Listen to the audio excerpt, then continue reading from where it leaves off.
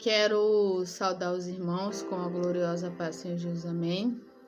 Espero que os irmãos estejam bem, para a honra e a glória de Deus. E hoje eu vou estar finalizando o livro Procura-se Verdadeiros Adoradores, capítulo 10. O adorador tem que ser servo. É claro que queremos trazer pessoas para Deus, mas para isso não precisamos trazer o mundo para dentro da igreja. Anderson Ribeiro. Não é difícil nos dias de hoje vermos pessoas chamando cantores ou músicos de levitas. Em muitos dos casos, eles mesmos se intitulam desta maneira. Por isso, tem muita gente achando que é levita na casa de Deus.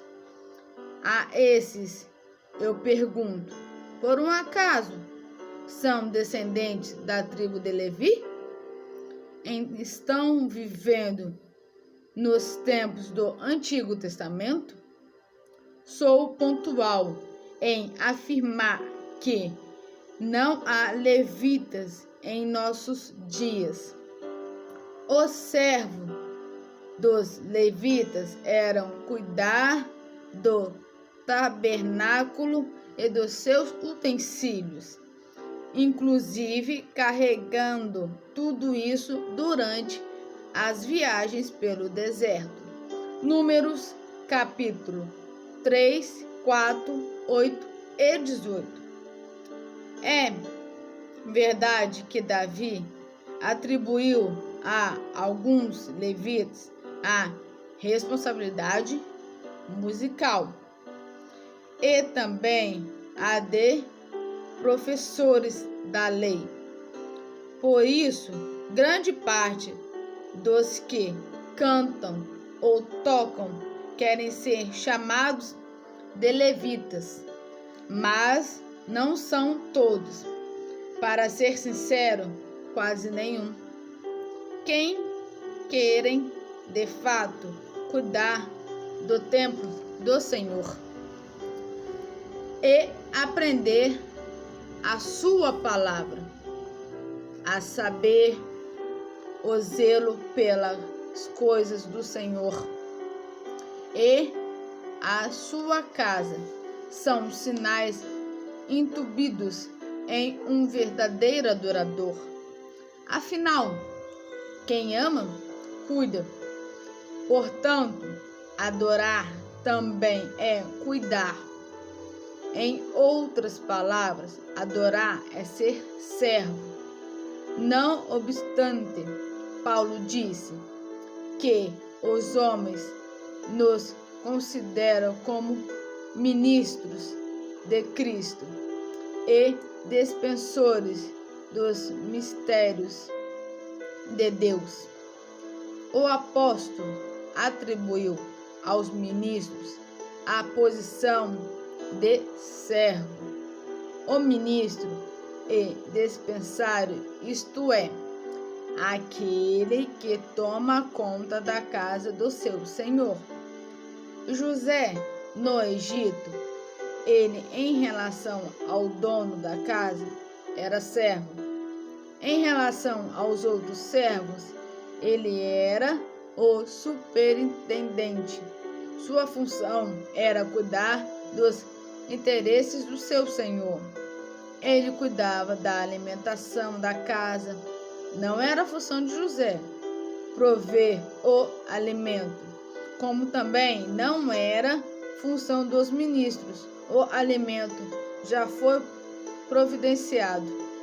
O alimento é a palavra de Deus. Não temos outro evangelho. Portanto, a função dos ministros, servos, é alimentar as massas com o alimento rico, verdadeiro e suficiente, a palavra de Deus. Se assim não for, R.N. Champlin nos alerta sobre o que pode acontecer com a igreja. Ela se torna infantil, carnal, com disputas e exceções.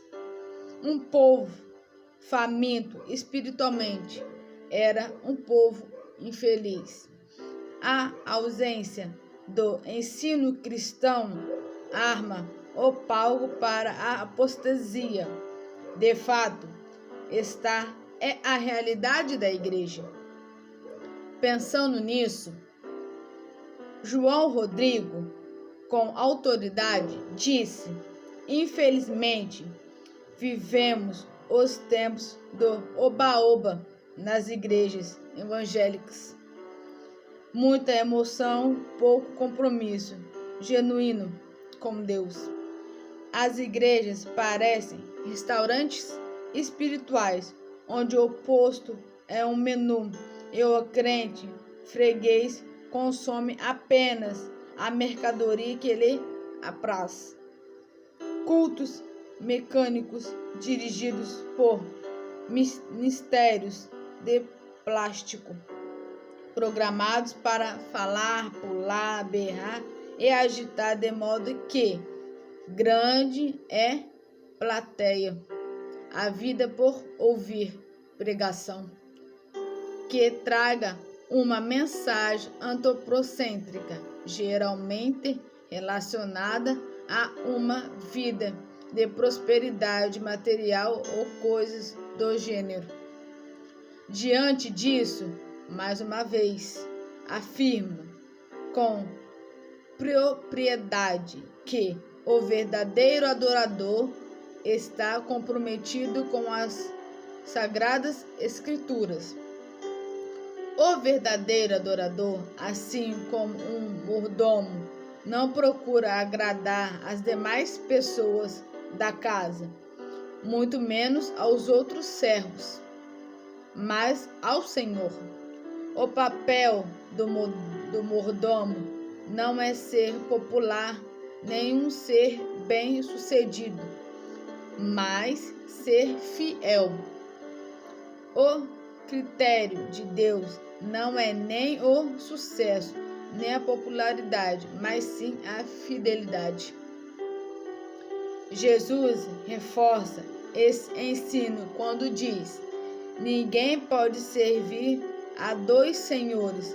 Mateus 6, verso 24. Com esta declaração, ele não só nos proíbe de adorar outros deuses, mas também reivindica o senhorio sobre todas as áreas de nossa vida. Tudo o que fizemos deve ser para adorar a Ele. Portanto, quer comais, quer bebais ou fazeis outras coisas qualquer, fazei tudo para a glória de Deus. Portanto, Paulo afirma que era Paulo, servo de Jesus Cristo, chamado para ser apóstolo, separado para o Evangelho de Deus. Pedro também reconhecia que um verdadeiro adorador tinha que ser servo. Por isso, disse: Simão Pedro, servo e apóstolo de Jesus Cristo, aos que conosco alcançaram fé igualmente preciosa pela justiça do nosso Deus e Salvador Jesus Cristo. O discípulo amado, como João, é conhecido também usado deste objetivo para expressar a sua fidelidade e pelo seu anjo as enviou e as notificou a João, seu servo. Judas, o irmão de Tiago, também escreveu coisas semelhantes. Judas servo de Jesus, irmão de Tiago, aos chamados santificados em Deus Pai e conservados por Jesus Cristo. Até porque Jesus foi o maior exemplo de servo. Na verdade vos digo que não é o servo maior do que eu, Senhor, nem o enviando maior do que aquele que o enviou. Por isso, o Senhor procura verdadeiros adoradores. Em outras palavras, ele procura por servos. Uma vez que não existe verdadeiros adoradores que não sejam servos. E não existem servos que não sejam verdadeiros adoradores. Como sendo servos, deveríamos estar servindo ao Senhor com uma adoração em espírito e em verdade. Contudo, o que vemos é o diabo que festeja e recebendo da glória dos carnais. Se alguém me serve, siga-me, e onde eu estiver, ali estará também o meu servo. E se alguém me servir, meu Pai o honrará. Jó 12, verso 26. Servi ao Senhor com temor e alegrai-vos com tremor. Salmos 2, verso 11. Tudo isso porque somente os servos estarão com ele na glória. Somente os servos farão parte daquele grande coral que entoarão uma nova canção. E ali nunca mais haverá maldição contra alguém. E nela estará o trono de Deus e do Cordeiro, e os seus servos o servirão. Assim termino este capítulo com a canção de Anderson Freire, Identidade. Não vou negar quem sou, não há máscara em mim. Desde quando te entreguei meu coração, não vale a pena te negar em troca de viver. Se morrer por ti, pra mim significa viver. Nada vai interromper minha adoração. Babilônia não habita no meu coração, nem o fogo vai fazer a aliança que eu tenho com o Senhor. Se romper, minha identidade é servo do Senhor.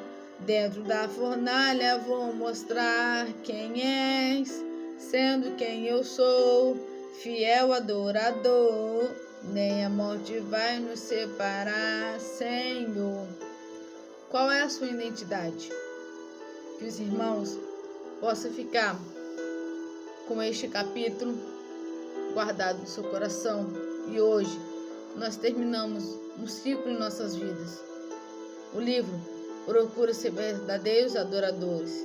Que os irmãos possam ter tido um bom conhecimento, um bom entendimento deste livro. Que os irmãos fiquem com Deus. Uma ótima noite. A paz do Senhor Jesus.